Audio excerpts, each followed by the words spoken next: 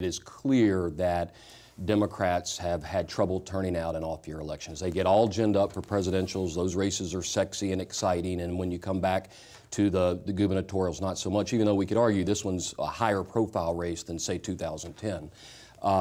But, you know, I think one of the things that I've looked at, and Ron will correct me if I'm wrong, is that the Democrats do know this. This is not some secret, that we understand that this is all about turnout, and have focused a lot of our money, our attention, our energy on getting our base to turn out. And I think Ron will agree that we've seen the Democrats catch up in absentee ballot requests. There's always a big gap between absentee ballot requests for Republicans and Democrats. We've closed that gap. And in voter registration, Steve, Democrats this year have been seeing a steady increase.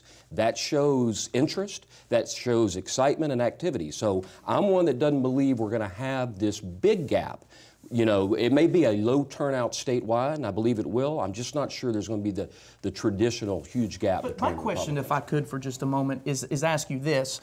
How do you mobilize this portion of the electorate with a candidate who's been Republican, independent, now he's a Democrat, and don't forget, we've got a president on the top of the ticket whose disapproval, his job disapproval in Florida is getting close to 60%. You're supposed to be the data guy. You're not supposed to be throwing me shots like that. There's something else that's interesting about this to me, which is in state elections, putting aside the presidential elections, even in presidential election years, Republicans have fared well in Florida. Yes. And that's because we are running competent people who solve problems. And it's not just at the governor's office level, but at the cabinet level. We have 3 members of the cabinet who are facing almost no opposition this year in their reelect because they've done a good job. And so you see Republicans not only potentially benefiting from the numbers, obviously the cycle that Ron has outlined, but we have a more effective turnout operation. We run better candidates, and we run them in every race, in every legislative race, in every cabinet race. We are running Republicans, and you're seeing results even in presidential years where Obama was at the top of the ticket and won.